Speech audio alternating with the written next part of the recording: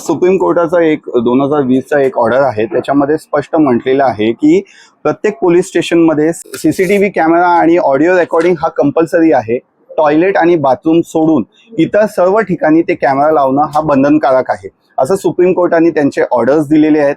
पण आता आम्ही जेव्हा माहिती अधिकार काढलं आपल्या ठाणे कमिशनरेट इथून, तर फक्त प्रत्येक पोलीस स्टेशनमध्ये फक्त 10 कॅमेरा लावण्यात आलेले आहे. म्हणजे एका पोलीस स्टेशनमध्ये 20 कॅबिन्स असेल तरी 10च कॅमेरा लावलेले आहेत. ऑडिओ रेकॉर्डिंगचं इक्विपमेंट तिथे लावण्यात आलेले नाहीत. हा सरासर सुप्रीम कोर्टाचा आदेशाचं उल्लंघन आहे. माझं असं म्हणणं आहे, हा सर्वात पहिला सुप्रीम कोर्टाचा जो ऑर्डर आहे ते इम्प्लिमेंट केलं पाहिजे. प्रत्येक पोलीस स्टेशनमध्ये कॅमेरा विथ ऑडिओ रेकॉर्डिंग व्हायला पाहिजे, जेणेकरून लोकांचं जी तक्रार आहे, लोकांना ज्या पद्धतीने वागणूक दिले जातात, जर चुकीचं वागणूक तिथे दिले जात असेल तर त्याचा पुरावे म्हणून आपण कोर्टात ते व्हिडिओज आणि ऑडिओ पोलीस स्टेशनमध्ये जे आहेत त्याचा वापर करू शकतो.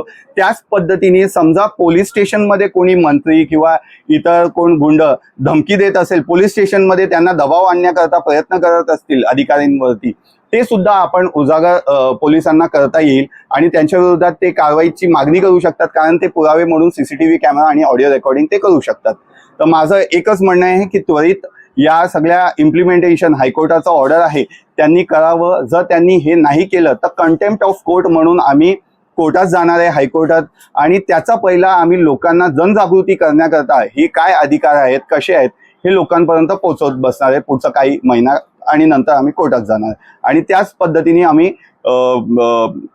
लॉ डिपार्टमेंट किंवा जे महाराष्ट्र डिपार्टमेंट आहे, जे लॉ अँड ऑर्डरचं डिपार्टमेंट आहे, त्यांना सुद्धा आम्ही पत्रव्यवहार करणार आहेत, डिमांड करणार आहेत आणि कमिशनरेट पर्यंत आम्ही हा विषय पत्रव्यवहार करून माहिती देणार. किती कॅमेरे लावणं बंधनकारक आहे पोलीस स्टेशनमध्ये? मी तुम्हाला म्हटलं ना, आता असं काही हे आकडेवारी दिलेले नाहीये. फक्त टॉयलेट आणि बाथरूम सोडून प्रत्येक जागेवर कॅमेरा, म्हणजे पोलीस स्टेशन जर मोठं असेल तर जास्त कॅमेरा लागत असेल, असं त्यांनी ऑर्डरमध्ये दिलेलं आहे. आणि त्याच्यामध्ये स्पष्ट म्हटलेलं आहे की बॅकअप लाईटचं सिस्टम असलं पाहिजे.